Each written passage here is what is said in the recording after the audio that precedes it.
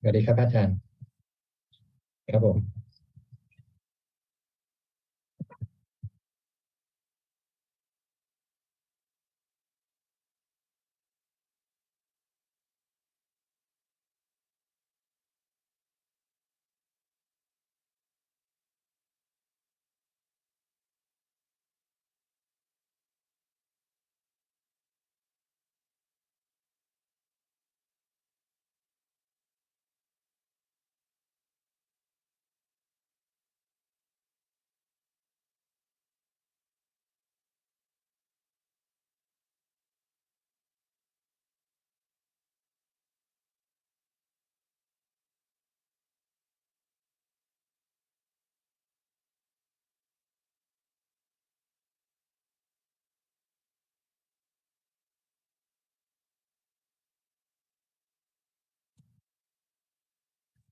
Hello, everybody. Welcome to another Dhamma meeting where we will discuss the Buddhist practices of charity, morality, and meditation. Everyone who is interested is welcome to join.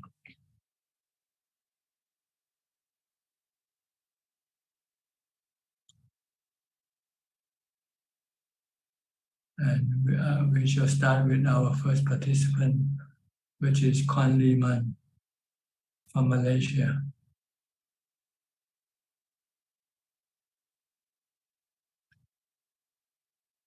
Kwan Liman.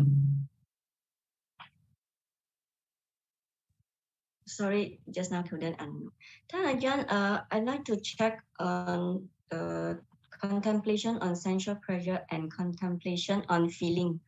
Once I remember Ajaan said to contemplate the essential of the non-essential.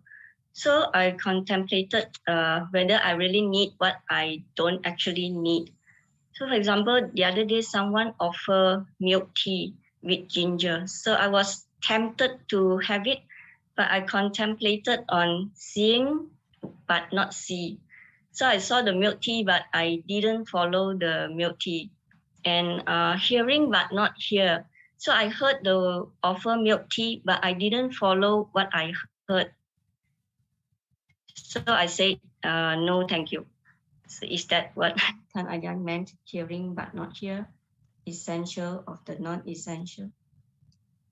Well, basically it's to just merely hear and not have any emotional reaction to what you hear, whether the sound is good or bad. You don't have like or dislike toward that particular sound.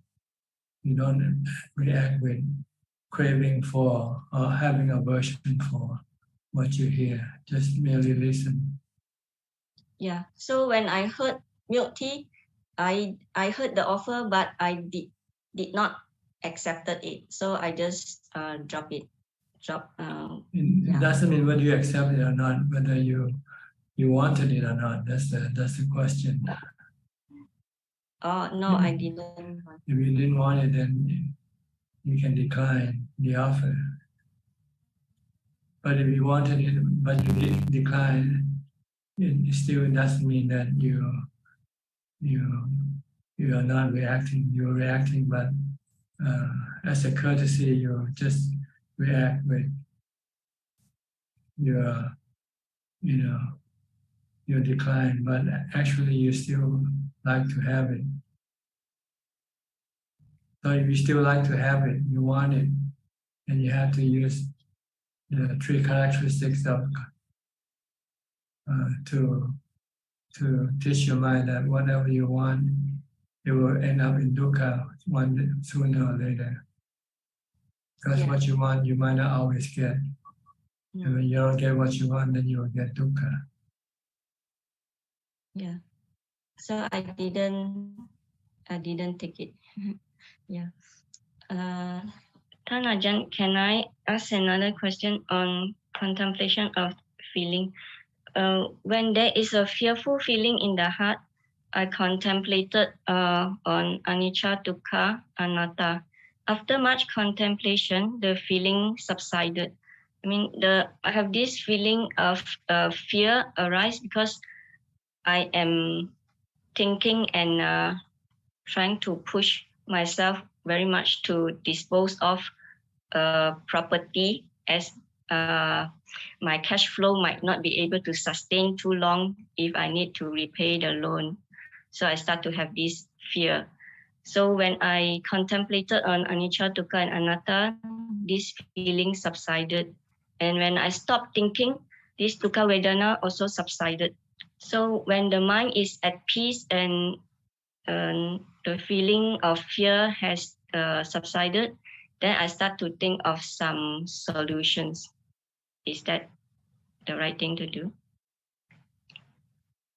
Well, the goal is to maintain calm, peace of mind, and have no suffering, no stress. So that's the goal. Is to maintain normality, just like right now, your mind is normal. Yes. So when the mind is fearful and not able to think, so I have to stop thinking, and until the mind is calm, then I have to think again how to solve the problem. Am I right? Because I cannot stop thinking all the time, but I still need to think of how of some maybe solutions to overcome this. Well, when you think, you have to use the three characteristics as your instrument. See that everything that you have problem with, they are temporary. Sooner or later, they will come to cessation. They'll come to an end. Yes. So the best thing is not to have anything to do with it. Yeah, that's why I want to dispose of. So when I feel fearful, I contemplated that if I'm fearful of a property, then what if something happened to my body or myself? So I might not be able to pass the test if I cannot even pass the test of confronting a property or a house. You you're still attached to it, does it? Because I want to get rid of it. So when we have craving not to have something, is also vibhava tanha. If you have it and you cannot get rid of it, then you just have to live with it until you can get rid of it one day. If you cannot, then so it's either bhava tanha or vibhava tanha. The craving for being or not, craving for not being. Yes. So you have to get rid of this too. Don't crave for something you don't have, and don't crave of trying to get rid of something you have, that which you cannot get rid of. Yes. If you cannot get rid of it, then just live with it. Like painful feeling, when it appears, you cannot get rid of it. So you just have to learn to live with it by using equanimity. Calm your mind, stop the mind from reacting, stop the mind from having this craving of wanting the painful feeling to disappear. Yes. Okay. Yes. Thank you, Ajaan. I understand. So it's just two cravings, attraction for something or aversion for something, which causes a lot of stress today, nowadays. We're attracted to something and we don't get what we want, or we have aversion to something and we cannot get rid of what we want, what we don't want, then we have stress. Yes. That's right. Okay. Thank you, Ajaan. All right. Next, Professor Ken from Switzerland. Good afternoon, Ajaan. Yes, good evening to you from here. Ajaan, I have a question on something that occasionally happens to me during the meditation practice, and especially if I've been on a retreat. After maybe a couple of weeks, I usually begin to maintain mindfulness very well and become very calm. But what can happen is that in that state, sometimes a very strong memory from the past can suddenly come up, and it can be something, for example, that happened when I was a small boy, quite a traumatic thing, and I actually never, for many decades, had any conscious memory of something like this happening. So in the calm state, it somehow released a memory, and then that memory is normal in my normal consciousness. So I wonder if you could comment on that happening and how to deal with it. Well, we cannot really figure out why or how it comes up. But what we can do is how to deal with it when it comes up. Just by merely knowing. Just know it comes up, and whatever it is, it's gonna eventually disappear. So just treat it just like with the three characteristics. Everything is a phenomena, mental phenomena, natural phenomena that rise and cease due to certain conditions, such as your mind being calm, for instance. And then allow, because when your mind is not calm, you're producing thoughts, and this thought can block the other things that has been hidden in your subconsciousness. But once you stop producing thought, then when the mind becomes empty, then it gives room for the subconscious to come up. But whatever they are, they already are. The best way to deal with them is just to know them for what it is and leave them alone. Know them that they are anicca, they come up and they will disappear. Don't let them influence you in any way, let's put it that way. Just you remain calm and treat it like a movie you're watching. Everything in your mind is like a movie. Right. No matter how traumatic it can be sometimes, or how sweet it is. If it's sweet, you want to cling to it. If it's traumatic, you want to get rid of it. And then you get these two type of cravings, craving for being or not, craving for not being. Then you have more stress from these cravings. But if you don't react with craving, you just merely accept them by knowing them.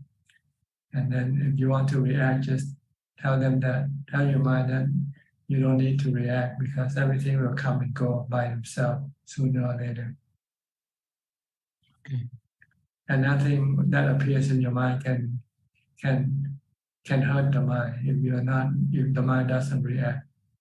It's only the mind that can hurt itself by reacting. Yeah.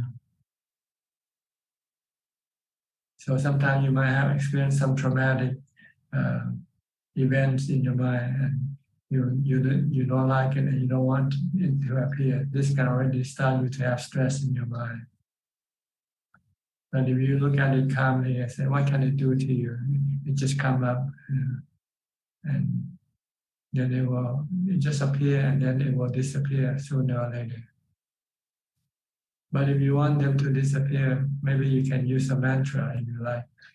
If you feel it too strong for you to handle, then maybe you can use the mantra, Bhutto, Bhutto. Mm-hmm. And then when your mind calm down, then this thing that appears will disappear also. With mindfulness, like mantra, is like erasing everything that appears on your mental screen. Okay. If you don't want to erase, you can teach your mind that it is just a phenomenon, a natural phenomenon, anatta, something that you cannot, control or force it to go away. Okay. Sometimes if you use the mantra, it might not go away, or it can become worse. Then you have to then resort to mindfulness, to wisdom, and say, okay, can get rid of you. You want to stay, let it stay. Okay. Okay, that's very, very clear, very helpful, Ajaan. Ultimately is to be able to just leave things alone. Yeah. Leave it comes and leave it stay and let it go when it go away. Just don't have any reaction. Okay. Okay. Thank you, Ajaan. You're welcome. Next, Koseng of Singapore. Good evening, Ajaan. Tonight I have a question to ask regarding the Mangala Sutra. And the first verse of the Mangala Sutra states not to associate with the fools, to associate with the wise, and honor those worthy of honor.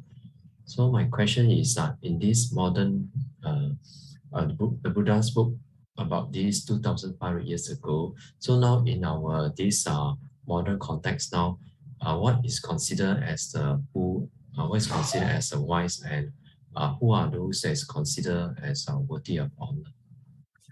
People who have Dhamma, like Buddha and his noble disciples. They are people that have Dhamma. And Dhamma means that they know what's right and wrong, what's good and bad for the mind. So you associate with these people who knows what's good for the mind. Nowadays, people don't know what is good or bad for the mind. They only know what is good or bad for the defilements. See? Like gambling, they think this is good for the defilement. Yeah. Drinking, this is good for the defilement. Have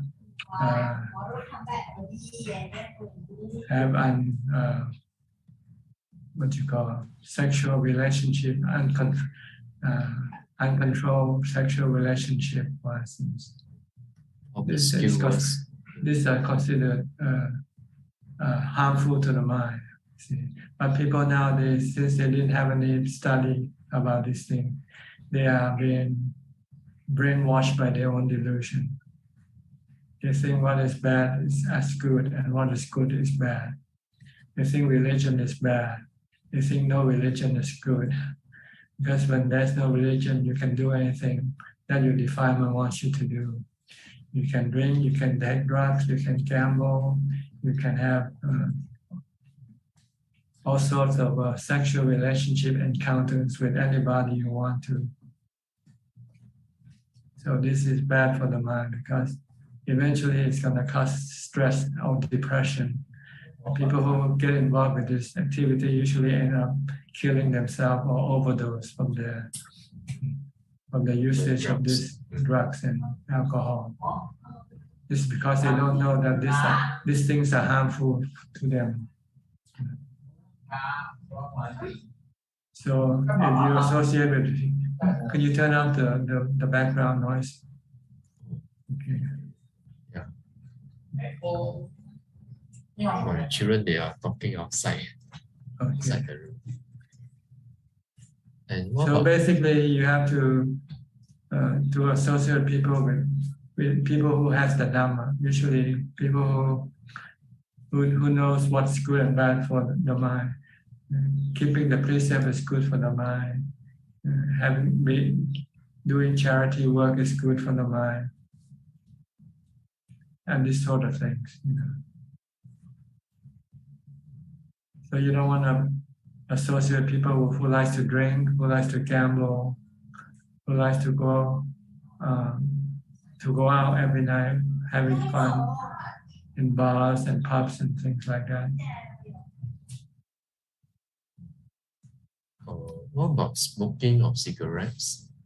Smoking is not considered a vice, you know, because it doesn't cause you any lack of mindfulness. You can still be in full control of your thoughts and action.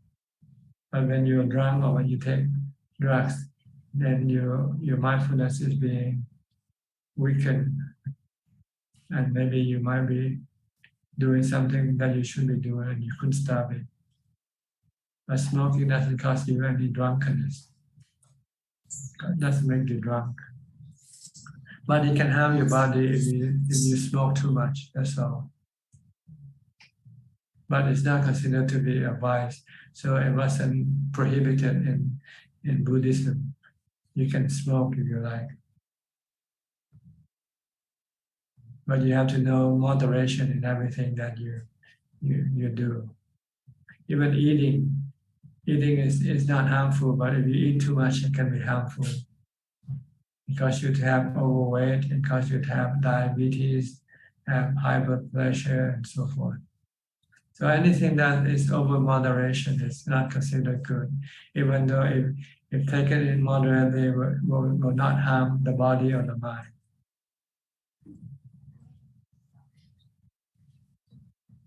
Okay. Ajaan, can I just ask one more question? Then the second verse are suitable to live in a suitable locality. This locality, what suitable locality? What does it refers to? Well, physically, it's a safe place, a clean place, like good air, good conditions all around physically, good neighbors, and so forth. No, neighbors are for your mental health. You want to live in a neighborhood where people are quiet and law-abiding, virtuous, and meditative people who doesn't cause any trouble to other people. So this is the suitable place of living. The best place if you are a meditator is to live in the monastery or the temple. This is the best suitable place to live. But if you still have to live as a lay person, then you choose a neighborhood that is more or less a peaceful neighborhood. People don't drink, don't get drunk, don't come out shooting pistols in the nighttime, things like that. And Ajaan, and to have done meritorious actions in the past, does this refers to doing dana in the past? Dana, sila, and pavana. It means that you'll find it easier to do it now if you have done it before. It is something that will linger in your habit. So when you're born in this lifetime, if somebody teaches you to do charity, if you have already done that before, you'll find it easy for you to take up. But if you haven't done any charity before, even if somebody tells you to do charity, you might not want to do it because you haven't done it before and couldn't see the benefit from doing it. I recall that when I was in pre-universities, I come across a so-called an appeal letter for, I think it's associations for the visually blind, and I have that thought of giving some money to this charity, even though at that time I was still a student. So now when I think about it, could it be a so-called something which I've done in the past before? Yes, if you do it out of your own initiation without any prodding from other people, it means you already have this inclination. You have done it before. Same thing with meditation. Some people just want to go stay quiet someplace alone because this is what they used to do before in the past life. So same thing with drinking. Some people just don't like to drink. It's because they used to keep the precept. They used to, So whatever you used to do, if they are good, we call it a meritorious deed or wholesome deed. In something that they used to do which is bad, we call it unwholesome deed. And they can harm you, or at least block your path to a better way of life. Because what you used to do will tend to have influence on your action today. So that's what it means. What you did in the past will have influence on what you do today. That's why we have different way of living, right? We have different profession, we have different, this is because in our previous lifetime, this is what we used to do. So in this lifetime, you continue on with what you used to do, what you used to like to do, if you have a choice. But sometimes you might not have a choice, so you might do something that you might find you're not happy with. But sooner or later, if you can switch and change to something better that you like, you switch to something that you find more comfortable with. Okay. And to set oneself on the right course. So so does it mean setting oneself right course refers to sila, dana, sila, and bhavana? That's right. That's the course. That's the best course for your existence, for your mind, for your life, because it leads only to peace and happiness and the cessation of all stress and suffering. Okay. That's all. Thank you, Ajaan. All right. Next, Alvin Lee from Malaysia. Good evening, Ajaan. Just listening in, no question at the moment. We believe in that. Thank you. Okay, Apalachita from Dubai. How do you pronounce your last name? Gosi? Ghosh, yeah, Ghosh. Ghosh. Yes. Okay. Yeah. Ajaan, I have no question, but I just wanted to say I love coming for every Tuesday session, but in Dubai we have Ramadan, so every timing has changed. So from next week onwards, I request if I have permission to join an hour later because everything has got a bit shifted. So is that okay? It's all right with us. Yes, okay. Maybe if you come an hour late, if the room is full, you might find you have to wait. That's okay. I think boy will know who you are. If he sees your name, he'll let you in when you show up. Okay, that's all I wanted to ask. Thank you. Okay. We'll go to Ryan next. Ryan from Singapore. Good evening, Ajaan. My question is it important to have nimittas for meditation? Not at all. Nimitta actually can be an obstruction, can be a distraction to your meditation. The goal is to have an empty mind. See? So that way, to get to that empty mind, you have to stay focused on your meditation object and not be distracted by anything that appears during meditation. Ajaan, the next question is, so if my meditation object is the breath, is it important where I place the attention on my physical body, like the tip of the nose or the forehead? Yes, usually it's recommended to stay at one point, which is the tip of the nose, where the breath will come in and goes out. Okay, Ajaan, do you would it be recommended to vary where we place this attention sometimes? Because I think if we try to keep at one point continuously, like sometimes I feel like I'm not very motivated because I'm always using the same meditation object. So sometimes the mind feels like I want to change the way I meditate a bit. Well, if you find that you cannot stay focused on your breath, you might take a tour of your body, go through the 32 parts of the body, recite it mentally. Hair of the head, hair of the body, nail, teeth, skin, flesh, sinew, bones, heart, lungs, and so forth. You can do this at the start of your meditation when your mind is still a little bit restless and won't stay focused on one point, on one thing. Then you might have to let it roam to the rest of the body or the parts of the body or some parts of the body, maybe not all the 32 parts. or some people might use some chanting or something, because the mind is still quite active and hard to stay focused on one point.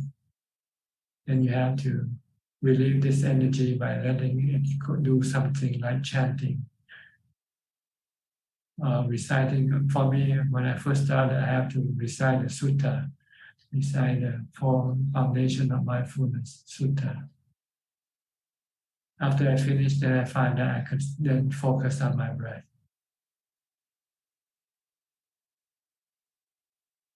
Okay. Got it. Thank you, Ajaan. All right. Next, Philip and Adeline from Malaysia. Great, Ajaan. Don't have any questions tonight. Just happy to be listening in. Adeline listening in the other room with the younger ones. Okay, fine. Maybe she come in later. Yeah, she's coming later, maybe, yes. Okay, fine. We'll go to Christine from Penang. Ajaan, how is your back? Better? Oh, it's the same. Not better, not worse. It only becomes painful when I walk. But when I sit or lay down, there's no pain. So it's just part of aging, I guess. The muscle becomes stiff when I do walking or standing. Is it sleep disc cause? No. Is it a sleep disc problem? It happens when I get older. It wasn't like this when I was younger. So I blame it on aging. Yeah. Because I had a sleep disc before, so when I have had a very bad pain, so I thought that Ajaan having sleep disc or anything. No, there are many causes for having pain in your back. Yeah. So as for me, I analyze it as a result of aging. Because it didn't happen to me before. It has become quite obvious this year. But before that, I have some, but it's not as prominent. But it's something I have to learn to live with. I guess that's the best way. Maybe have body checkup. Yeah, Ajaan, actually, I have no question, but I want to report some. This morning, when I sleep midnight, then suddenly I wake up, I feel hungry. I do some light meal.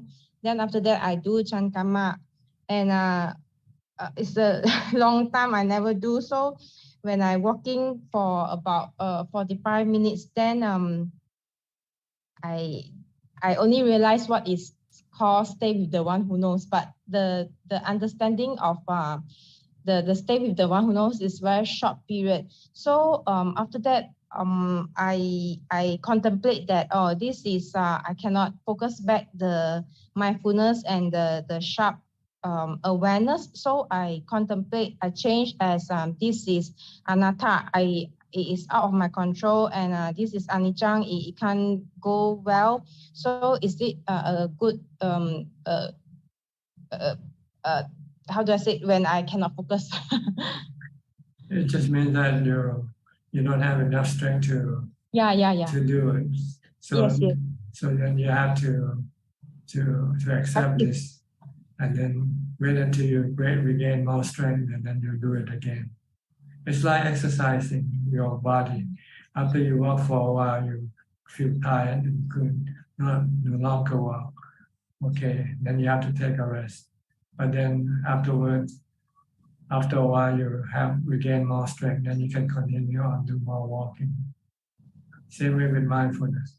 Maybe when you get to a point, then you just run out of strength to do mindfulness. Then you take a break, and then when you feel that you have the strength to do, then you start doing it again. But I feel happy because so many years I never have this kind of understanding, although it's very short while. Yeah, if you do a lot of mindfulness, your mind will become more empty and blank, and then you'll start to see the one who knows more clearly. Okay, I'll continue practice. Thank you, Ajaan. Okay, good. We'll go to Sao Paulo. Alfredo in Sao Paulo, Brazil. Ubeka. That's your call sign. Hi, how are you? Good. Good. I administration my effort. You mean what? Your effort? Administration. Samavayama. Samavayama. Yeah. Yes. Right effort. You been putting right effort. What you do? Yes. What did you do? What did you do? Meditate? Walk meditation or what? Sitting meditation. Sitting meditation. Not bike riding. Bike riding is not called samavayamo. Yes, only I travel.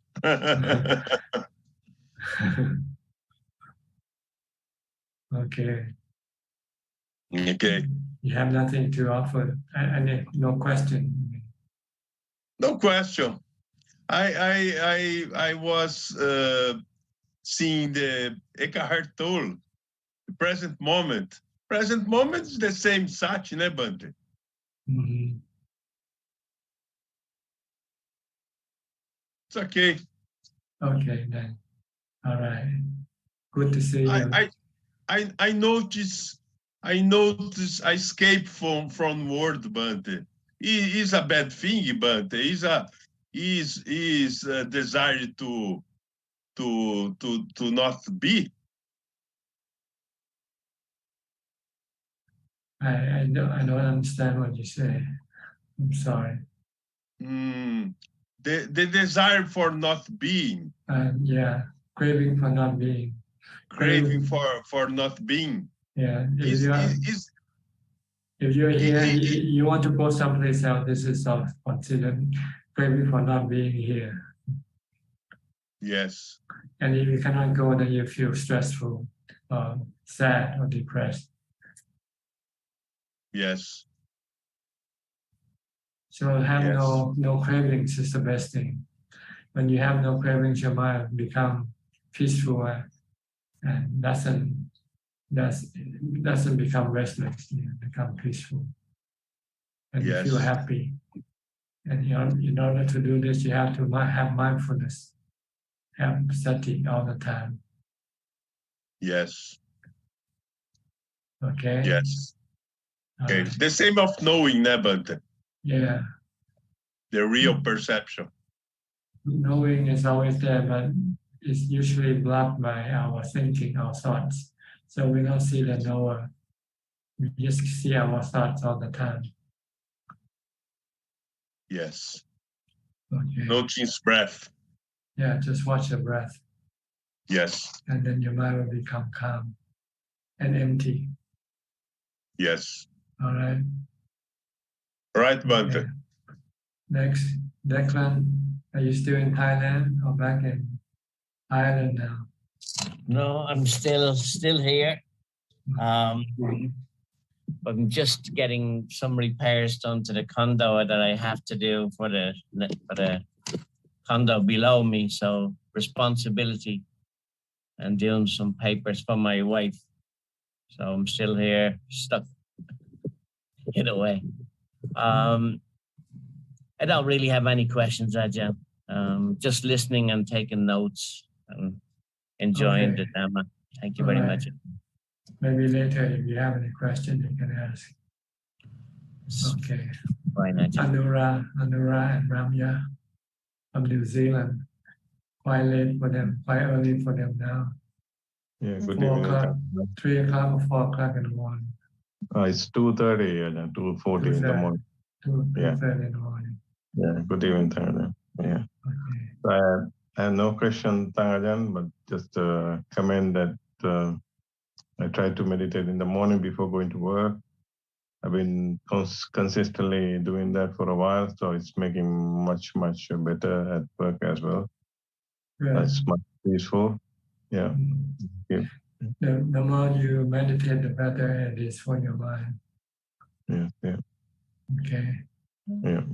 All right, then I'll go to Canada, to Mandy Smith.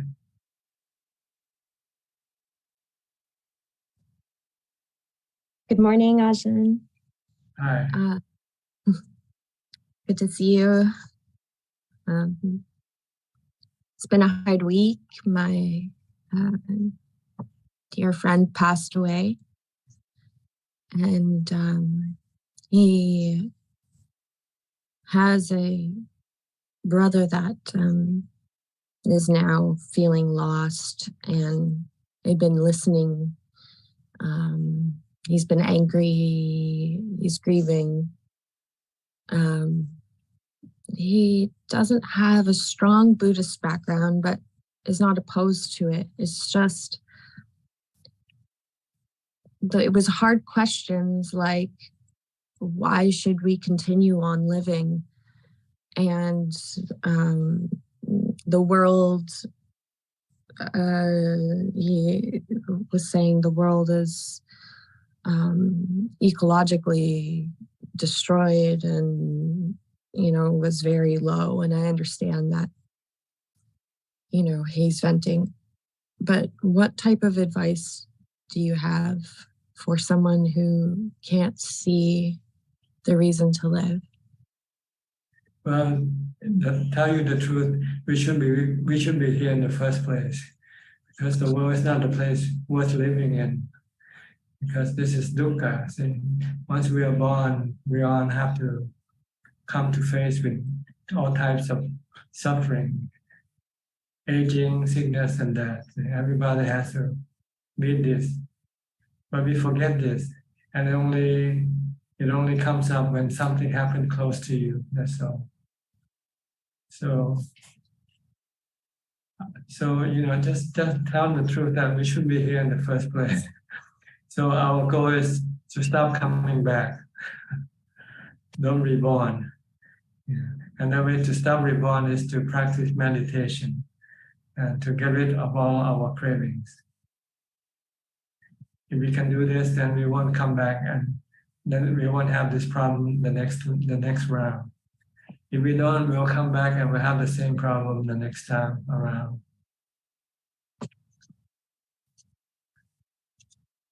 Okay, maybe this is a tough advice, but it's a bitter medicine. If you can take it, it will cure your ailment, your problem once and for all. So at least give him a reason to live. The reason to live is to stop your cravings, to stop this madness, this round of madness, this round of suffering, endless round of suffering, by practicing charity, morality, and meditation. And then there's a goal for continue on living. Because having a human birth is the highest opportunity, highest form of luck.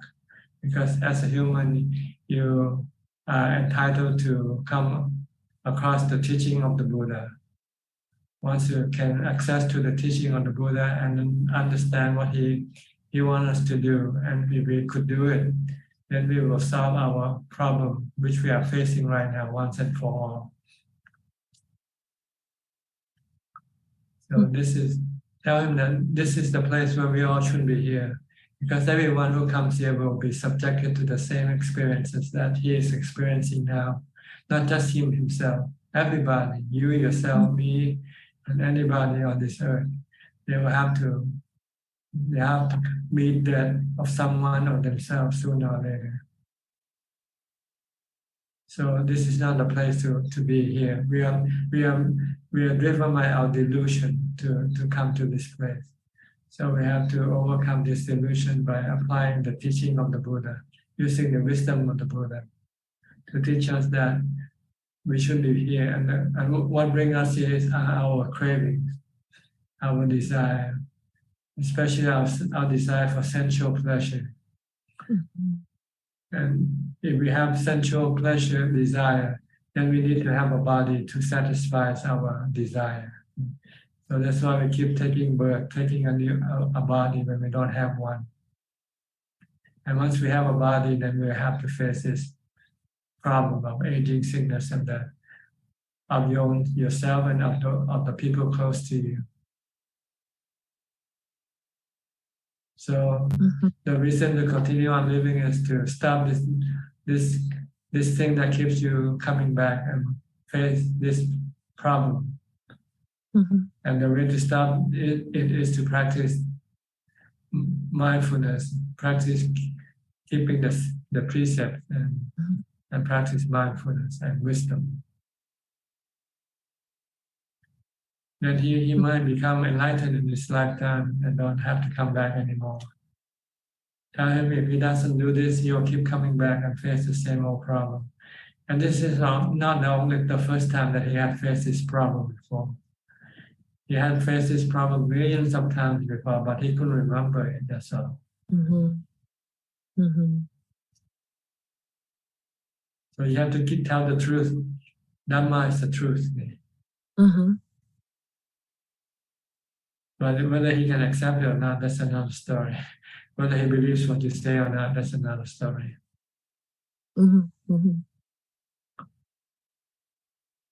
Okay. Yep. Okay. Thank you.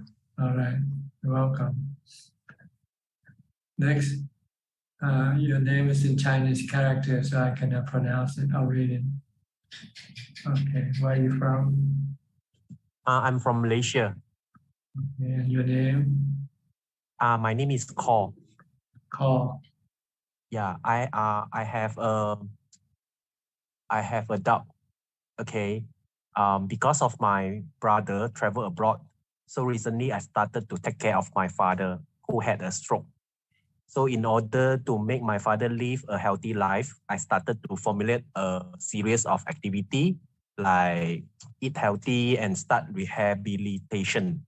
But however, when all that thing did not go accordingly, I began to have tanha. So I began to use various means to make my dad proceed according to the plan. Yeah, at first I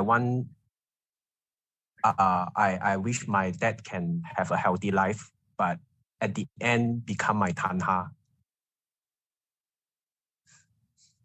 Well, see, what you're trying to do is wrong, because you first have to consult him first, whether he agrees with your plan or not. If he doesn't agree with your plan, then you cannot do anything, because it's his life you're dealing with, not your life. If it's your life, then you can do what you want to do. But with other people's life, you have to talk with them first to see whether they agree with what you want them to do or not. So this is wrong. But sometimes I will feel guilty if I advise, but my dad refused to do it, then I leave it. I will feel like guilty because I'm the son, but I didn't take care of my father. You take care of your father in the wrong way. You treat him like a servant and you're the master. It should be the other way around. You should treat him the master and you're the servant. And your duty is to wait for his command. Wait for him to ask you to help him to do something. If he doesn't ask you to do anything, then you don't have to do anything. Okay. You want to take over his life, see, and which he doesn't want you to do. Everybody doesn't want to be taken over by someone else, no matter how good intention that is. But it's wrong, because people don't want to be told what to do. Okay, understand, Bante. Okay. So wait for him or tell him, Father, you need anything? You want me to do something? Please let me know. I'm here ready for you 24 hours a day. That's all you can do. Okay. All right. And both of you will be happy. He will be happy and you will be happy, because you're not at odds with each other. Okay. Okay. All right. Thank you, Bante. Next, Ricardo from Uruguay. Hi. Hello, Bante. Nice to see you all. Thank you for your advices. No questions today. I just would like to share something I think it's good. And mainly it's because of your teachings. And that is that on May 2nd, I will take votes as an Anagarika. I will become an Anagarika. And we are bringing a Buddhist monk. He was born in Mexico and now he lives in Malaysia. And he will come to Uruguay and make 7 members of our Sangha to become Anagarikas. So I feel very confident and very happy to take votes. It won't be too long, like 3 months, something like that.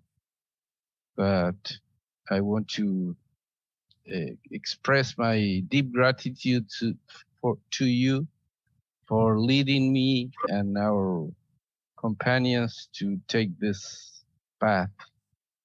So you should thank the Buddha. You should thank the Buddha. I'm just a messenger. Good messenger. Yeah. Because without the Buddha, I wouldn't be doing this thing myself. That's true. That's true. We should never forget the Buddha. You know. He should be our supreme inspirator. Yes, it is. It is.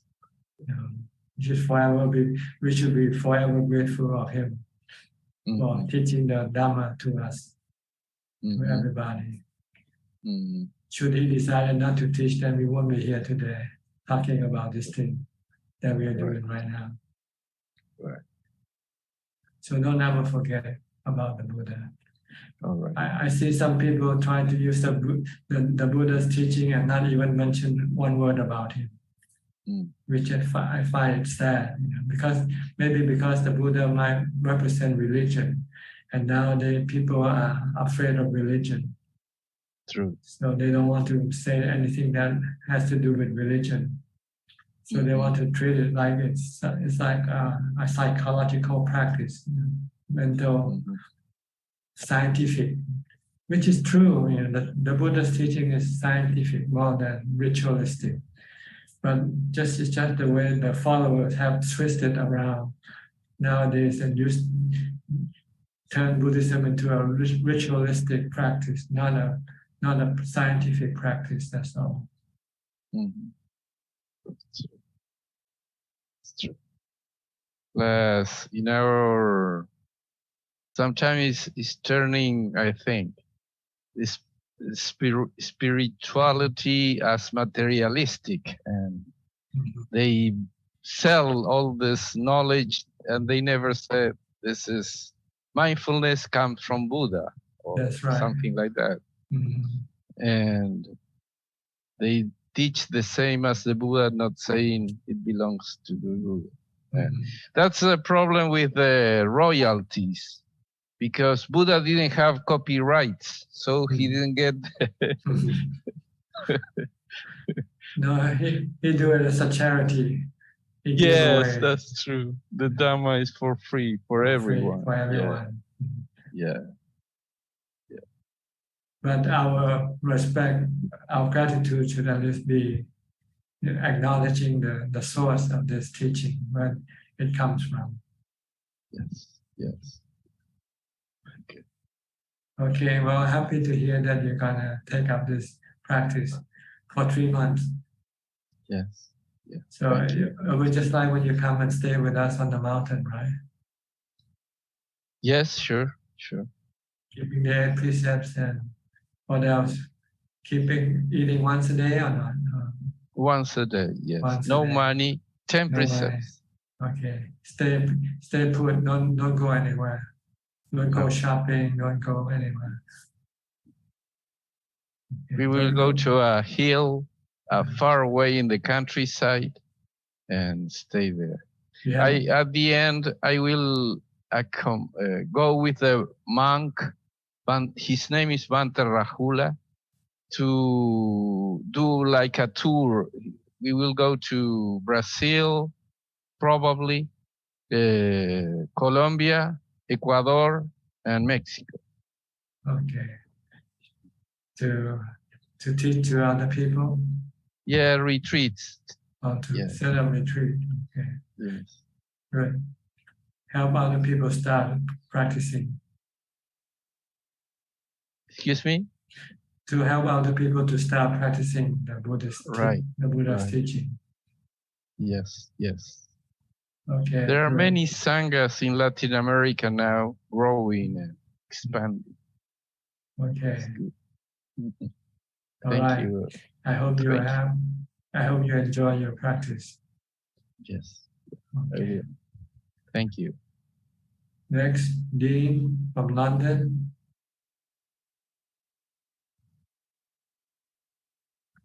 Good evening, Ajaan. Thank you for the fun in the Dhamma. I have one question which I contemplate for 5 days, but I think I should consult you. For a question about Karma Vadi, teaching about Buddha's teaching about action and the practice of virtue. In this lifetime, I made many bad actions, and for these bad actions, especially the severe ones, what is the way to attend to this?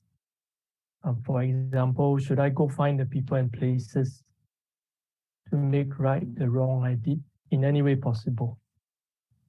No, it's already gone. You cannot make it right. What you can do is to prevent yourself repeating the same mistake again. That's all.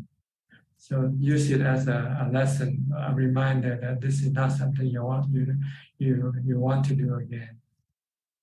But as far as making right with people, if you have the opportunity to meet the person that you caused them harm and you want to show that you're sorry, you can do that also. But you don't have to seek them out just for this purpose. What's more important is to accept that what you did was wrong and not try to repeat it again.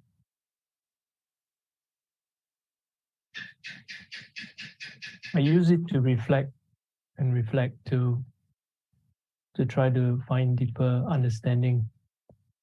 Ajaan, another thing, just one last thing.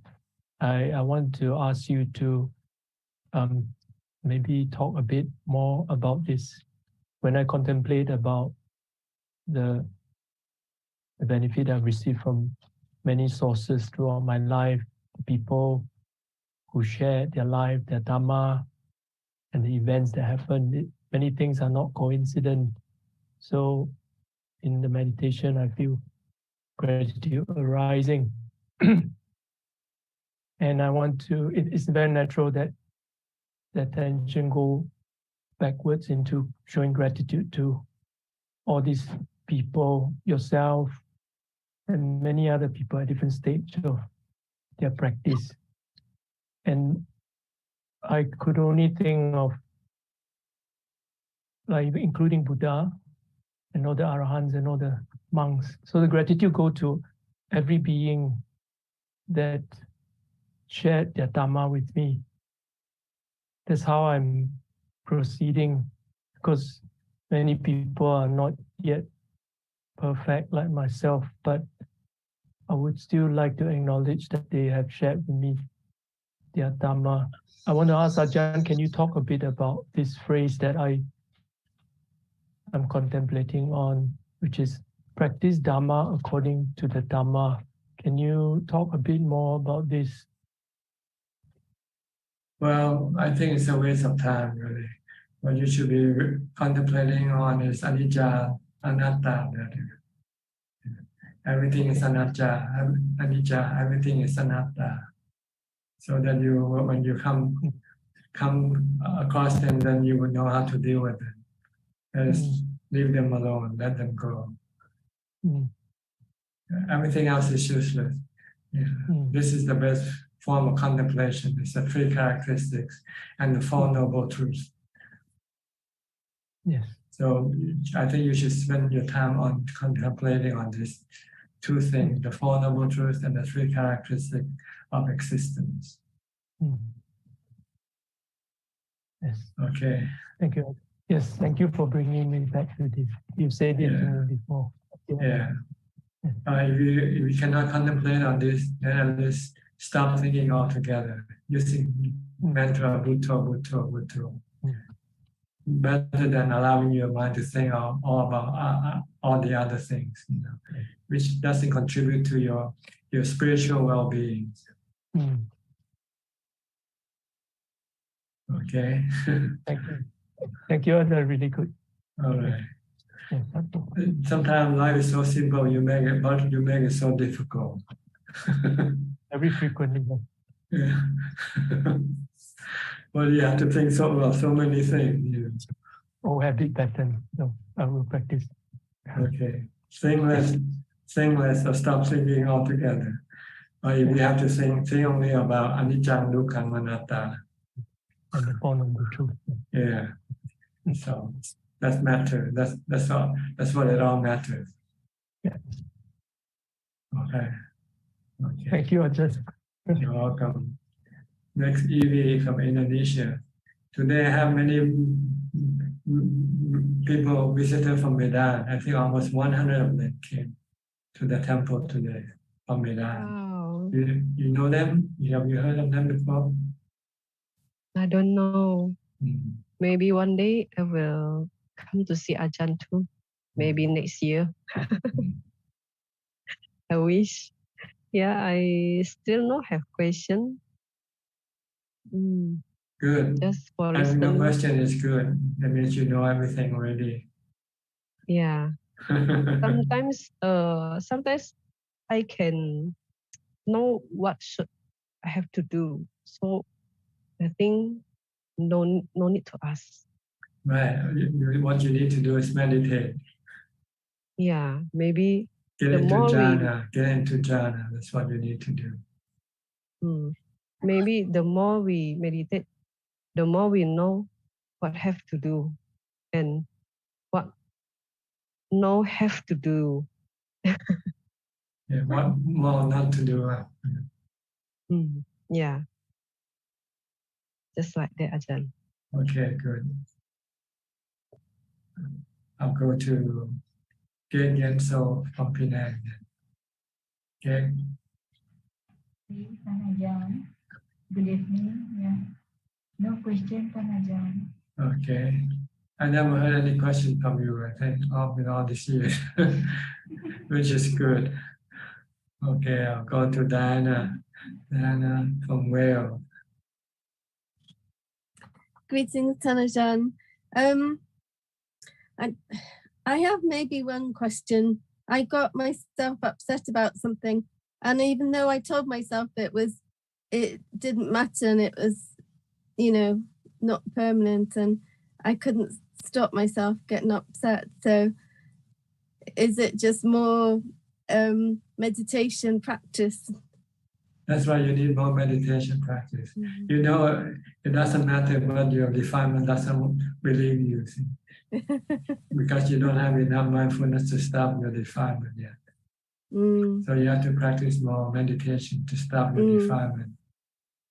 One thing I found really helpful that you say, sometimes it's hard to let go of things from the past, but you say, just leave them alone. And I think that's really helpful. Yes. Okay, good. All right. Happy to hear that. Okay, next, Sweden Czech from Vancouver, Canada. Ajahn? Hello, Ajahn. No question, but I definitely don't know everything. Definitely don't know everything already. But I really like how you so brutally honest about about Andy's question about life is suffering, and that's I think I really love that honest, I appreciate that honesty from you, and like not like in the conventional way. I always hear like when people try to advise people that doesn't feel the need or want to live anymore.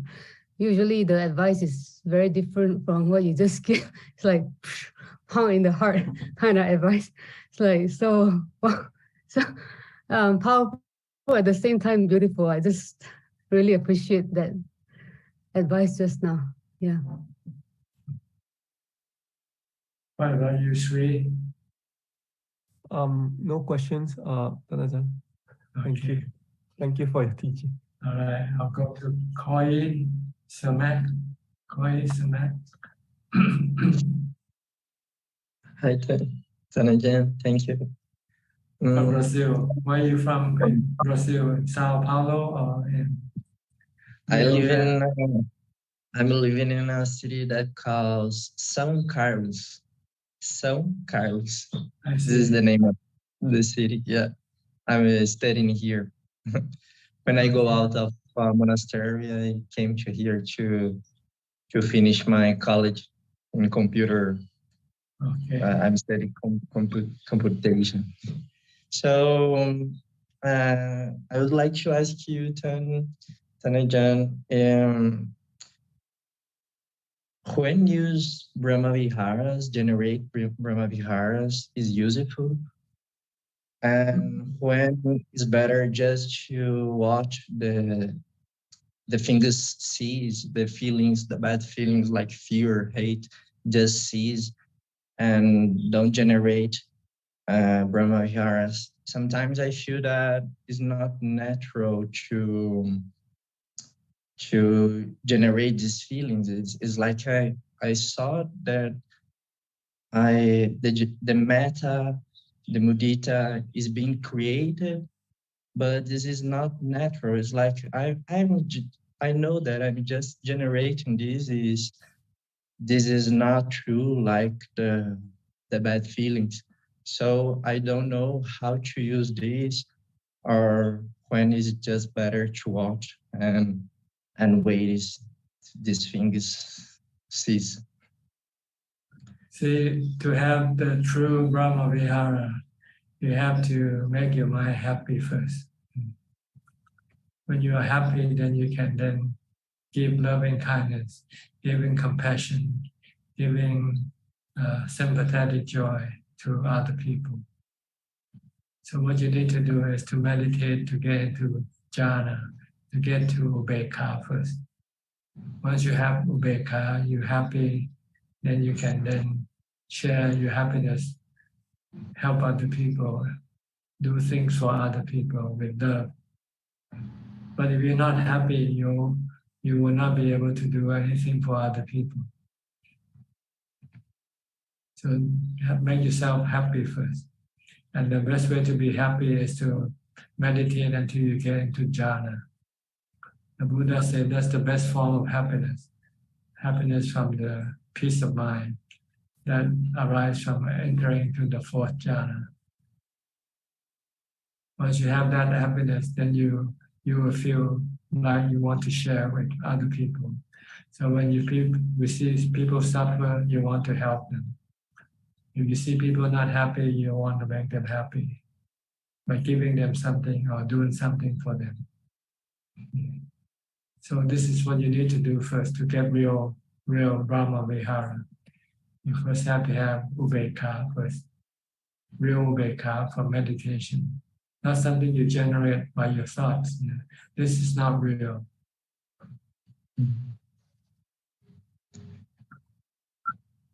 Okay. Okay, I got it. So the better thing is just to observe these feelings of these bad feelings of hate and things like this. Just observe this arise and go. You mean the feeling of hatred when you have hatred arising in your mind? Sorry, excuse me. What do you mean by watching what? What are you referring to? because sometimes I try to change my feelings. For example, if I'm feeling hate or something like this, I just try to put a little metta, a little karuna I just to create that. And you have to use the mantra to erase these bad feelings, bad thoughts from your mind. The mantra is like an eraser on the blackboard. You know, when you write something on the blackboard and you want to erase it, you have to have an eraser. So mantra will erase all your bad thoughts. When you start to feeling bad or thinking bad about something, then just keep reciting Bhutto, Bhutto, Bhutto. Then eventually your bad thought will disappear. I got it. Okay. Thank you. Yeah. Thank Use you. mindfulness. You need mindfulness to get rid of your bad thoughts. Yeah. Okay. All right. You're welcome. Next, Belinda from Singapore. ท่านอาจารย์ ท่านอาจารย์ no questions for now. Okay, no questions. Thank you. Okay. Who else in this room who hasn't yet asked any question? I think everybody has. So maybe I'll go to Facebook first. Do we have any question for Facebook on how? We have one question from Facebook, Dhamma from the asking, and from Leon, the question: can a person accumulate merit from doing meditation? Yes, meditation is another form of merit. Meditation, keeping the precept or charity. What you get is good feeling from doing these things. And you can accumulate this thing in your mind to keep you happy. When you give to charity, you feel happy.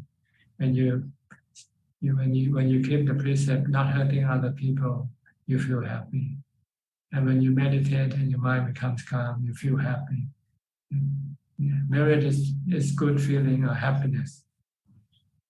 So yes, every time you meditate, but you have to succeed though. If you haven't yet succeeded, then you cannot yet reach the merit that you should be getting from meditation.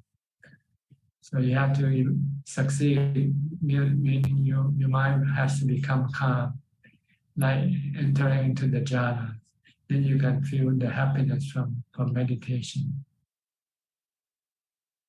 Okay, that's all from Facebook tonight. One more question. Okay.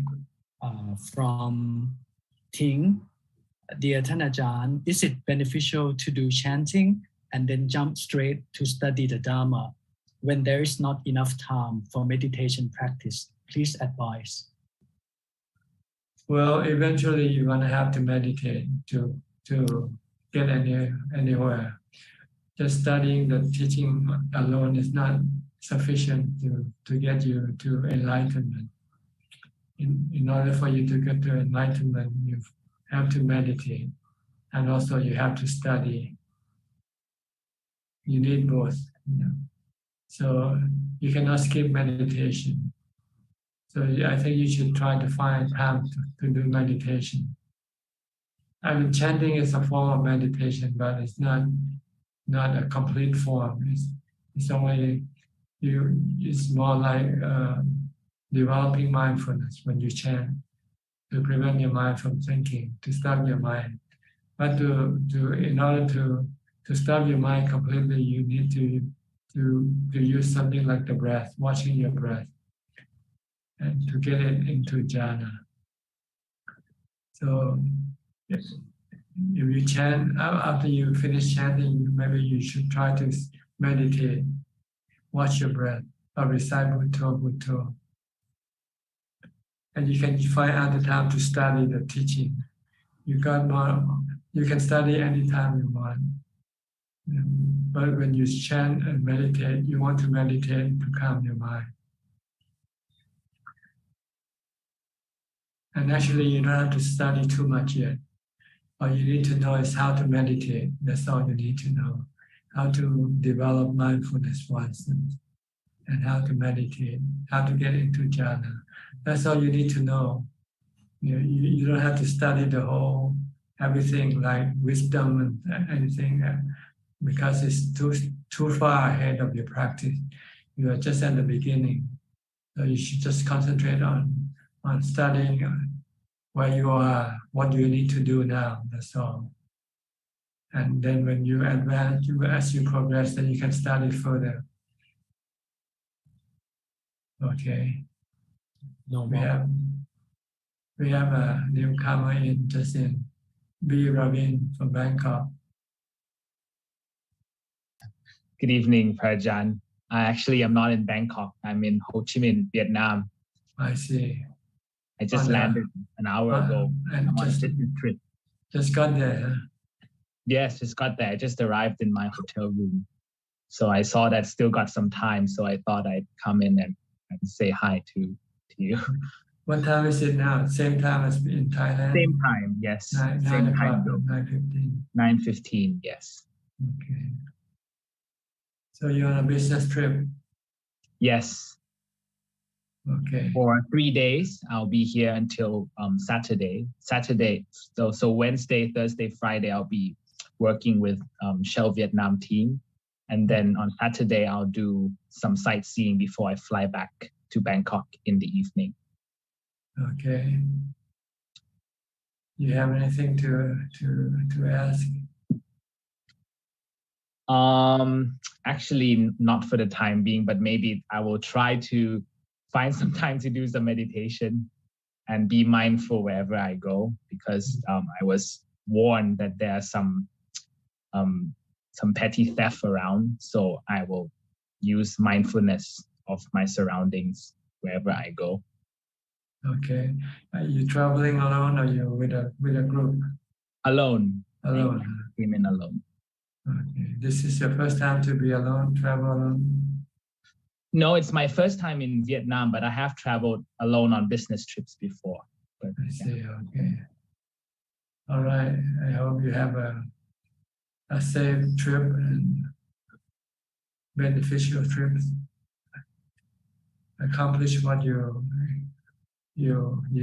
came for. Thank you, Ajaan, and I will see you again next Tuesday in the Zoom once I'm back. Okay, good. Thank you, Ajaan. Next, Gary from Singapore. Good evening, Ajaan. Just listening in, no questions. Okay. And now I think we can go back to whoever wants to ask more questions. If you want to ask any question, just raise your hand and mute your microphone and go and speak.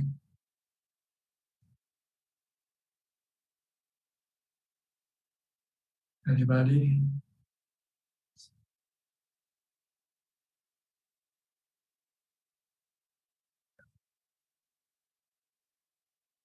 Ghost.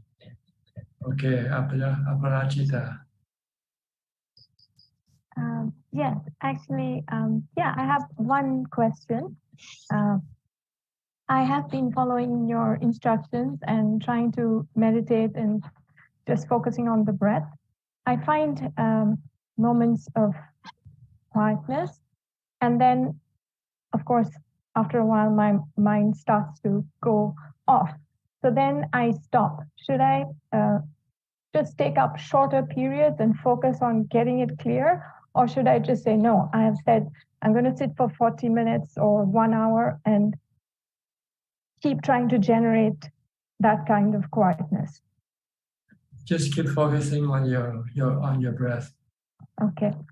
Unless you feel that you can no longer focus, and if you still want to continue in sitting, you might use a mantra instead. Okay. Because sometimes maybe your mindfulness has become weakened and you cannot watch your breath. Then you can use the mantra to help you generate more mindfulness. But you have to be persistent. You have to force yourself to do it, because by that time you just don't want to do any more meditation.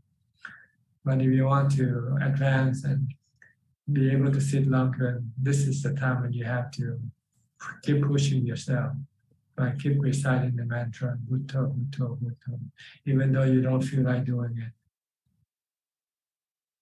If you can do it, eventually the resistance will disappear and you'll find them, and your mind become calm and peaceful, and you can continue sitting. Because at this time your defilement is becoming stronger. Your defilement wants to go see things, want to hear things, want to do things. So you find it very difficult to focus on your breath.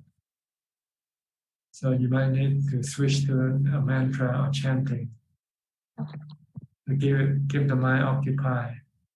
But it's not easy. But if you want to advance, you want to move forward, you have to push yourself to do this thing. And when you can, once you have overcome the defilement, then once the defilement stop resisting, then you'll find your mind become peaceful, and you can continue on sitting. So yes, if you can sit as longer, try to push yourself. It doesn't hurt to sit longer. Oh, no, okay, I will. Yeah, this is the way that you move forward in your practice. Keep increasing the length of time that you sit. 30 minutes, may continue for another 10 minutes or something. Just keep pushing. And you'll find the next time when you sit, you can sit longer. Okay? Yeah, that's very helpful. Thank you.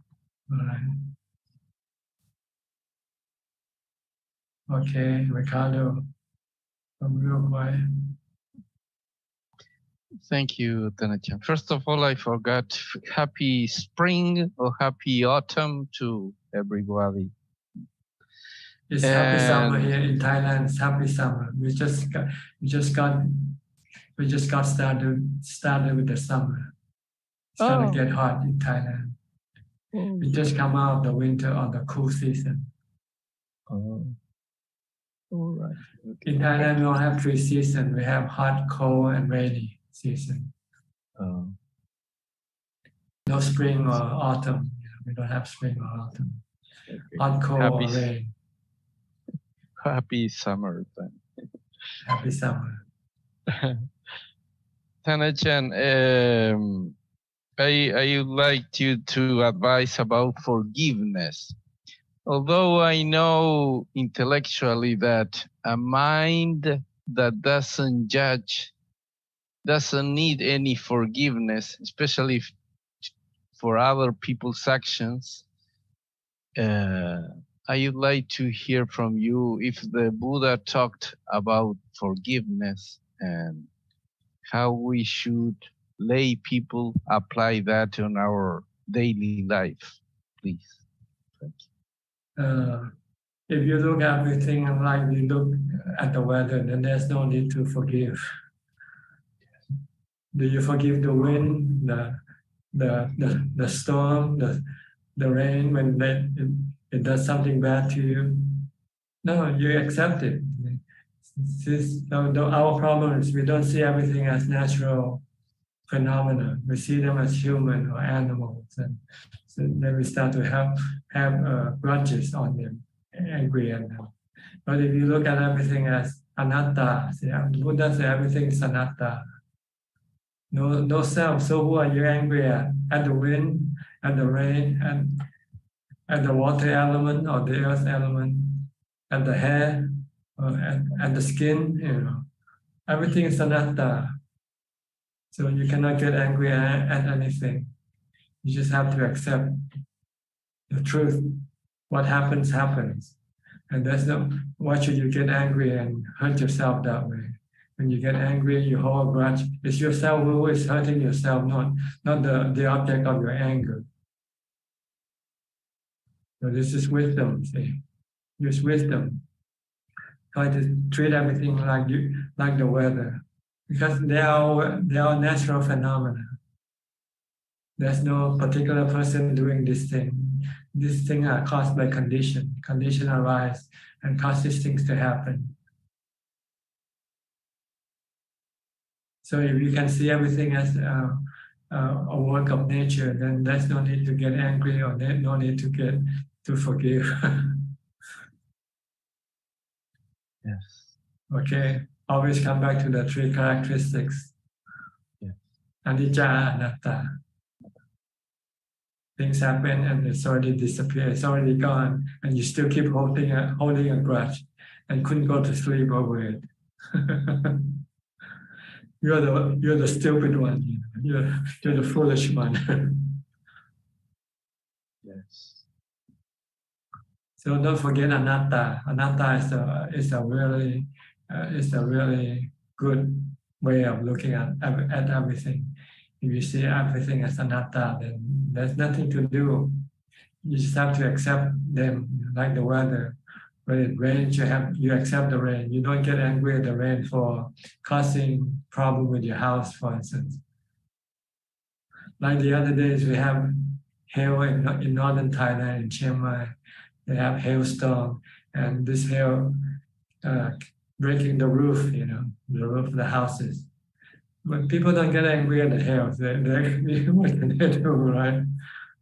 But if someone throws a stone at your house and break your window, you get angry at that person. Why? It's the same thing. It's the same result, same destruction. So try to look at everything as anatta.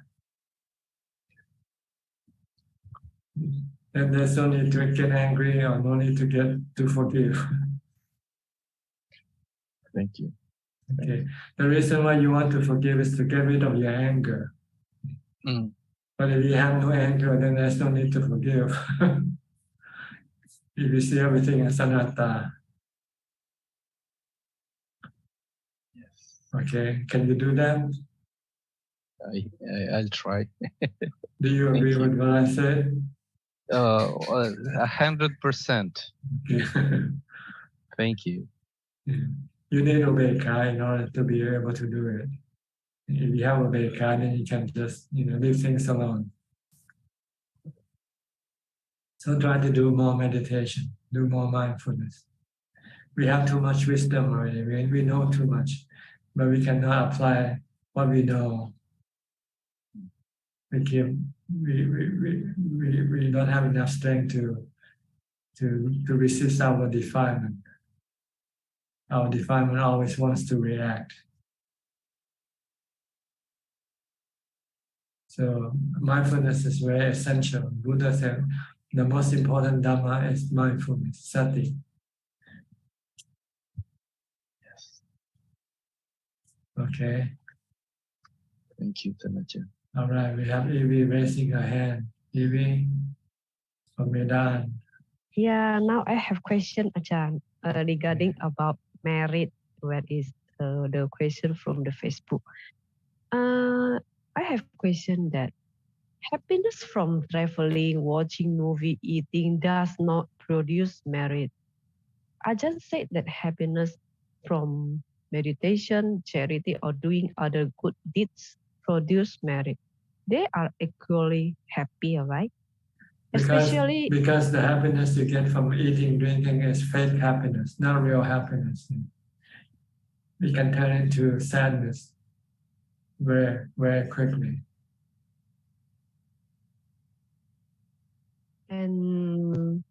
But people also doing the happiness of going to trip with friend, eating with friend. This is also an action that make the group happy. But temporarily, briefly, and it can become sadness when they cannot do it again. But with the practice of charity, you don't get sadness even when you cannot do it. Okay. And especially the happiness of meditation is only enjoyed by the meditator, not felt by other people. Why can this action produce merit? Because you treat other people better than when you're happy. You don't get angry at other people. You can be nice to other people when you're happy.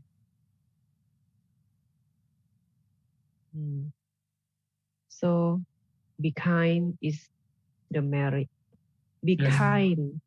Actually, merit is for yourself, not for other people. Everybody has to make their own merit. So after we meditate, we feel happy and we just quiet. Is that also can Yes, then you don't go shouting. When you're happy, you don't go shouting and yelling at other people. But if you're not happy, you can go yelling, shouting, and hitting people, hurting other people. Yeah, maybe this is the logical explanation, and I understand now, Ajahn. Okay. Yeah, thank you, Ajahn. All right, be Ravin. I have a question, Ajahn. I think it's from one of our previous sessions. It's about jhana. You mentioned the importance of attaining the fourth jhana and achieving upekkha in order to develop wisdom, but I don't recall hearing you mention about the fifth to the eighth jhana. Is there a reason why you don't encourage us to go there? Or is it because it's not beneficial past the fourth jhana? You don't get any more equanimity than that, than the fourth jhana. But if you are able, some people are capable, then they can go further. It means just that the mind becomes more calm and deeper into absorption, that's all. But as far as equanimity is concerned, it's the same. That's why the Buddha never mentioned, he only mentioned the fourth jhana in the Sutra, I think, when he talked about developing samadhi. He didn't say you have to go into the fifth, sixth, seventh, or eighth jhana. Because it's not essential. You have the same equanimity. Once you pass the fourth jhana, you don't have any more equanimity.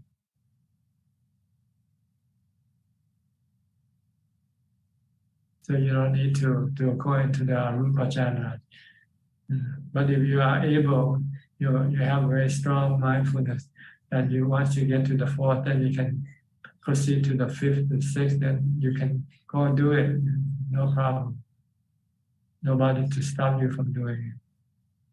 But you have to be careful not to become attached to just the jhanas and forget that you have other work to do. That is the developing of wisdom. So when you are proficient with the jhanas, then you have to, when you're not meditating, then you should start contemplate on the three characteristics of existence. Put a stamp on everything with the three characteristics. Whatever you see, whatever you hear, whatever you touch or taste or smell, they are all three characteristics. They are anicca, dukkha, anatta. You have to put a stamp on everything, on your body, on your feeling, on your emotion.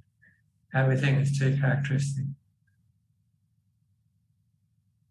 So that you can then let go and leave them alone. When you leave them alone, then you don't have anything to do. Yes. It's clear, Ajahn. Thank you for your explanation. Okay, you're welcome. Who else would like to ask more questions? Do we have newcomers yet? Sula usually come in about this time. Not yet. Okay.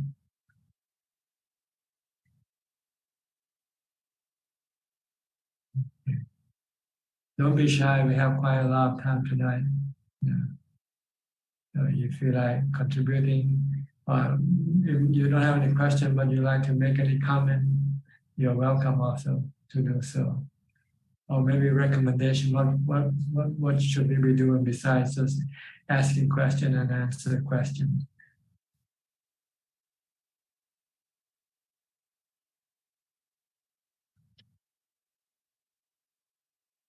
Okay, Belinda. Belinda, okay.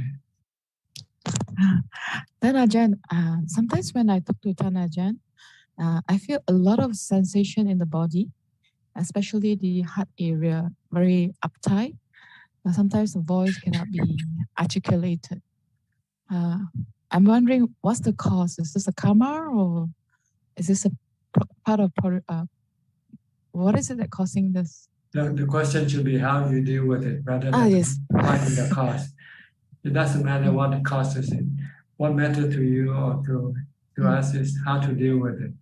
Yes. And the way to deal with it is to treat it as a anatta, sabbe dhamma anatta, natural phenomena. Just leave it alone. Yeah. Okay. And then when that, sometimes I can't even articulate, like I like grasping for breath. And when that happened, should I stop talking and then come back to anapanasati and just be in the present and get connected? Or do I, so when that and when that start, when you start to grasp for something, when I grasp for air, should I like stop talking? Like this moment, I don't have it, but it will come back on and off. Like if you cannot talk, then you don't talk. What can you do? Yeah. But if I can talk, but I don't speak very smoothly. Like I tend to, having, what's the word to use?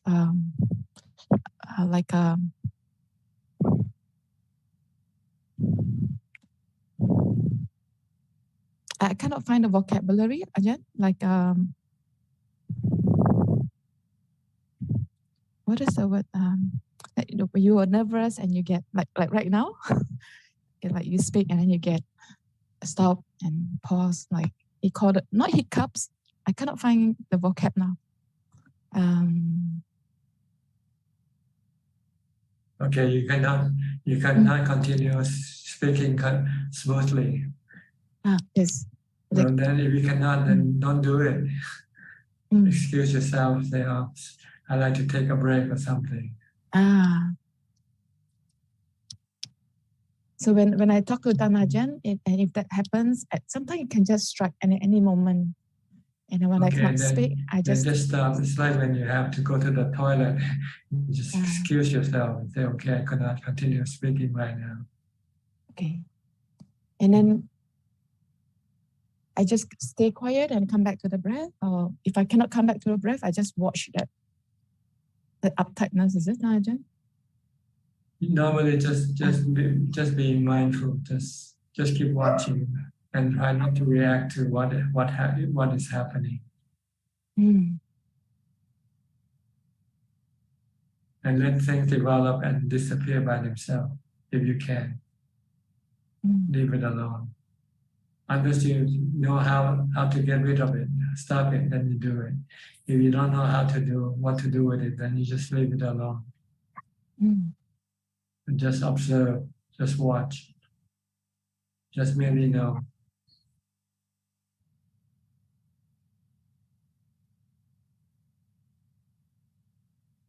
Okay. Thank you, Ajaan. All right, Philip, raise your hand, Philip.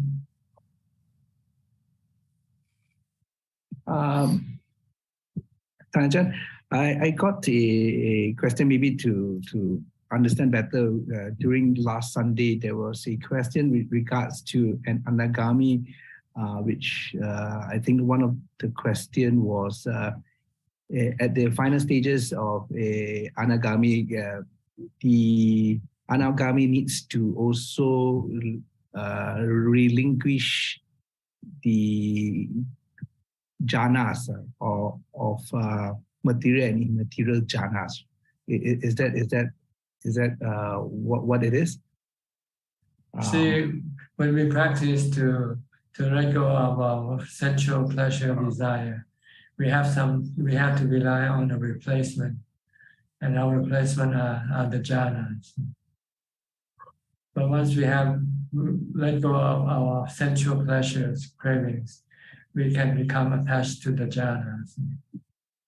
And if we become too attached to the jhana, then we will not be able to move ahead. We will not have liberation because we're still depending on something that is anicca. The jhana are anicca. And when you cannot enter into jhana, when you want to, you can still have dukkha. So in order to prevent to have dukkha from the jhanas, you must not rely on the jhanas to keep you happy. You have to let go of the jhana. So like when your mind is not calm, normally we'll use the jhana to go into jhana to calm the mind. But if you use the jhana, then you have to rely on the jhana. And the jhana can only calm your mind temporarily. Sooner or later, you have to come out of jhana. And then you will have dukkha when you cannot enter into jhana. And you have to find out that the reason for your dukkha is because of your attachment to the jhana.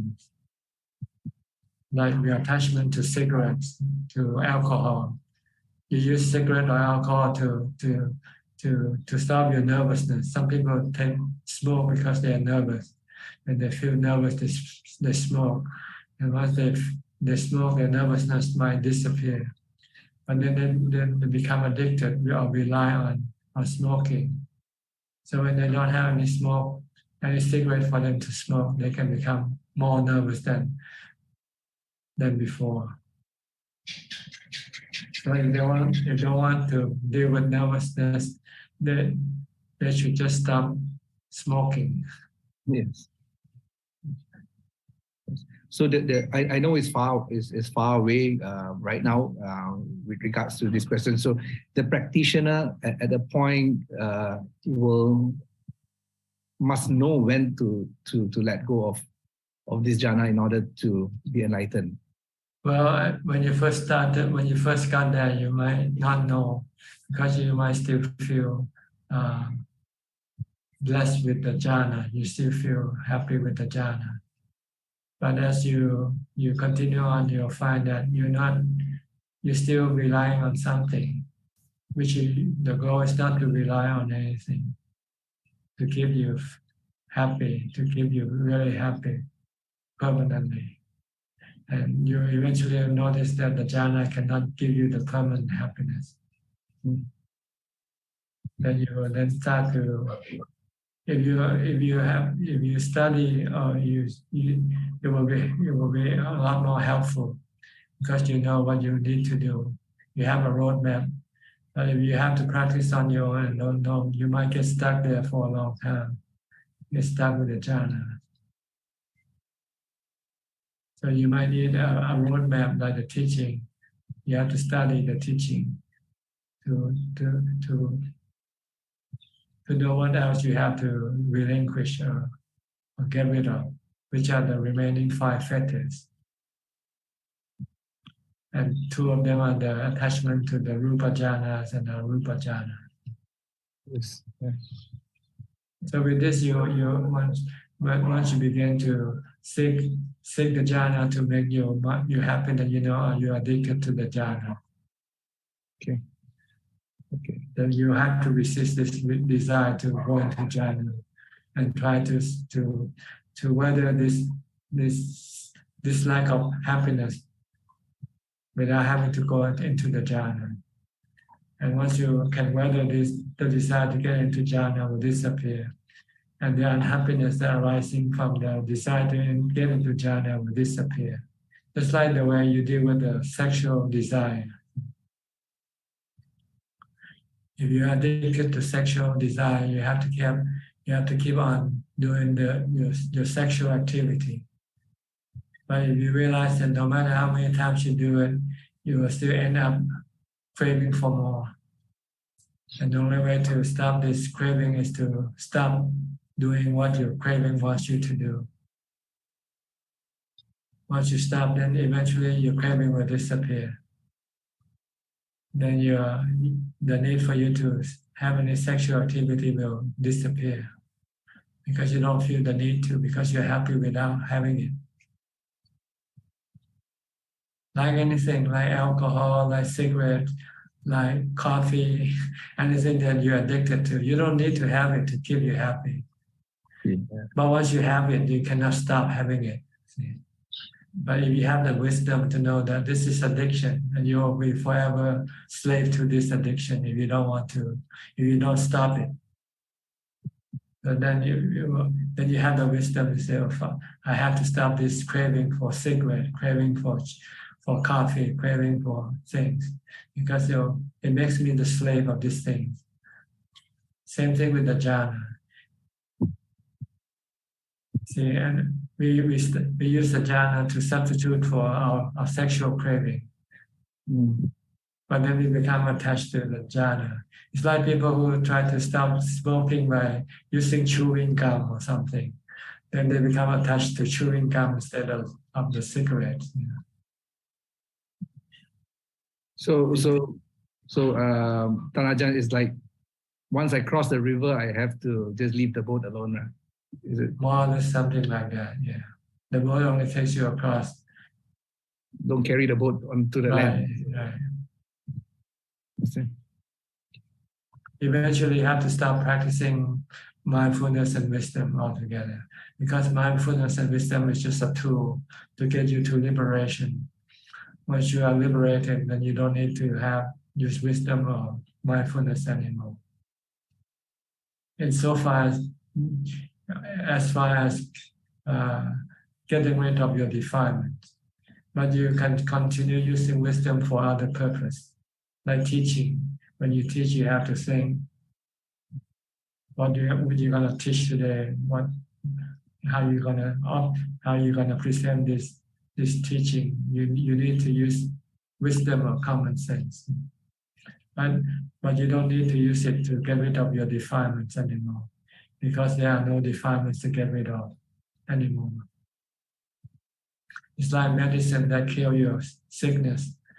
Once your sickness is cured, then you don't take medicine anymore, because you don't get any benefit from taking the medicine anymore. So the Dhamma practice, the Noble Eightfold Path, is the medicine to kill your dukkha. Once there are no dukkha left in your mind, then there's no need to use the Noble Eightfold Path anymore. It's like you said, the raft. Once you cross the river, then you don't carry the raft with you. You leave the raft at the river and you continue on walking, going wherever you want to go.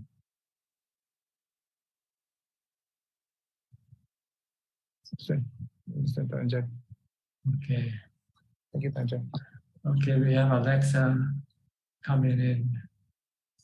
What happened to your eyes? You turned red today. Alexa. Hello, teacher. You listen me? Yes. Well, not red. It's orange, but maybe because the sun is shining on my face, then become red. Oh, you're outside. Huh? Yes, under the tree. I see. Okay. Yeah, but I think more proper place to speak to my teacher. Yes. Is this in front?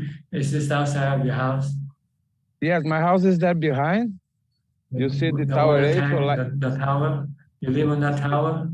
Yeah, they offered me once long time ago to make some artist project, but I said I'm artist. I create. I'm not businessman. So I would be for art project. Now they made theater and a bar, 2 floors, but it's almost dead. Nobody uses it. So you're staying up there? You're staying up there on the second floor? No. I live in the building. You see, next to it. I see. Yeah, I live in this white. The gray building. The gray building. Yeah. The building. I live there in the first floor on my right here. I see. Okay. And this is the inner garden. It's a very nice. Yeah. So I feel very, very. How say? It's like a monastery here. I told you. Yeah, it looks quiet. It looks quiet. Yeah, teacher, devils are everywhere, but I make peace with them because I listen to you. I don't move. Then things come into place. Mm-hmm. And yes, the thing is inside, and whatever is me, as a human being. So I'm related to everybody. So peace must come from inside myself, I guess. So, but I'm not thinking too much. It's difficult to think. And living more by insight, do what do I have to do in the moment. I have this dog now. Yes. And he's my partner. So I first think about him, not much more about myself. And because him, I have a rhythm 6 times a day walk, and he is very nice kind of dog. He don't take much attention. And he learned very fast, so he goes by himself here inside. He do his necessities, and when I cook for me, I cook for him, and then I stop this thinking to move from here, because otherwise I know that when I get to retirement, then I start to think again to go to the monastery back and or family in Brazil. It's all how say the mind projecting future movements when it get boring. But boring is the thing, right? We have to get boring. It's dukkha. Boring is dukkha. Yeah, we have to stay boring. We have to learn to meditate is the best. If you don't have any craving, there will be no boring. Yes. You're boring because you crave for something else. So you become boring with what you have because you want something different. Well, when our activity is only meditation, teacher, and to get into the jhanas, to master in jhanas, that's my what I have to accomplish by you. You told me a long time ago, now master it. But then I decided to go to the monasteries, and then this was aside a little bit. I learned a lot of things, but this one I didn't master yet. You told me also to fasting 7 days. I did 17 days, not all and on the line, but so I learned a lot about this also. But yes, the only idea I have now is to master in this the jhanas. It's upeka higher and higher and higher until I have been there, so I know how to do that. Yes. Once you have upeka, you won't be boring. You won't have any boring. You can be anywhere and happy. Yeah, it comes and goes. Huh? I noticed the boring is when I want to have after food a piece of chocolate, or this kind of things. And then, but it's not big deal. And well, I'm very happy because the dog. Every time this make my heart happy. You think that is kind of also how to say addiction? Yes, because if someday you have to lose the dog and you'll become sad again. I am not so sad about losing people. I lost my youngest brother, and I was not suffering. I lost many people. This thing I have already in mind was more like to have a rhythm, And but this thing that I feel happy in the morning or whatever time I look at him. So, and I think it's kind of escape, yes, because, but also, in another hand, bring me down to earth to my work, because otherwise I'm completely alone. My friends are all gone, Well, you're supposed to learn to live alone. That's the goal. I'm escaping this one for now, teacher. I will try to master jhanas first. Mm-hmm. Okay. Yeah. Okay. If you allowed me, I'm very as honest as I can be. It's up to you. It's your life. You will have to pay the price yourself, not me. Whatever you do. Yeah, I know that I have a lot to go, teacher. That's the only thing I know. I have a lot to go, but I feel like I have this condition. But also, this dog helped me with the problems I have around. Those people, they all fly away because they're afraid of him. He's very big. He's very young, 5 months, but he's very big. They ask, which race is that? I say, American Akita. And then they really fly away. So It's my friend now. For your bodyguard. Your bodyguard. Yeah, yes, my bodyguard. He solved a lot of problems. I know I got some problems. Like you told me, that's not a real. I was supposed to live completely alone. I have one plan. Is the boat again? You know, to have this flat and the boat to go without telephone, without food, with the dog. Because then I tell you the truth in my heart. Then I can go into the nature far away, because the worst animal that here is not tigers, it's human beings. You know, they can target you when they see you alone. And I still afraid to die like this. I'm afraid I still be afraid. I'm afraid. I'm shaking still. I'm not ready to go to the forest and say what will be. I'm not in this level yet. Okay. Do more mindfulness, practice more mindfulness and jhana, and one day you'll be ready. It's a time. Is not more. What I see, teacher. The last thing I want to say, I realized that it's not more about time, because I forgot my history.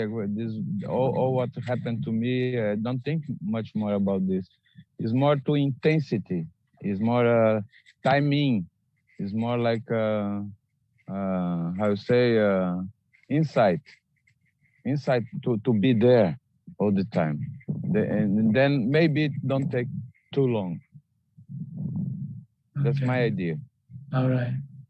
Thank you. I hope you get what you want. I hope you see that. I hope I will reach it, and you are there to see it. I hope, teacher. Okay. From my heart. From my heart. Good luck to you. Good luck to you. Thank you, sir. Thank you. Okay, last person is Bruce Lee. Bruce Lee from Indonesia. You have anything to say? Good evening, Ajaan. I don't have anything to say. Thank you, Ajaan. Okay. If nobody else have any more questions, I think I'll call this meeting to an end. Anybody? Okay, nobody. Okay. Oh, Paul, you have another question from Facebook? Paul, upon. Unmute. Ask to unmute. Okay. Okay, we have one question from Facebook from Christine. Should there not be any music playing while meditating? Yes, there shouldn't be any music. You don't need music to meditate. Music can be a distraction rather than help. It can cause you to become addicted to music, and should the music stop, you might then not be able to meditate. So don't use any external source for your meditation practice. Use what you have with your body or your mind. Okay. Melinda, okay, one last question from you. Ajaan, it's not a question, it's a suggestion. Okay. Ajaan, you say we have a lot of wisdom, and it's a lot of knowledge, a lot of theory that we have. So if we, in the event in the future, if we have extra time, is it okay that Ajaan lead us to do maybe 5-10 minutes guided meditation? If it's useless. You can do it yourself. This is something you have to do it yourself, not for somebody to guide you. What is there to guide you? Everybody sit and watch the breath. Yes. But that's why this is something you do alone. Yes. Okay. No. Not you do with somebody else. Really, meditation is a personal practice, a private practice. But people turn around as a group practice, and they thought this is the way to practice, is to practice in a group.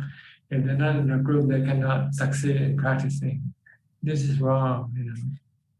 Ajaan, you mean group practice is wrong, Ajaan? There's no collective.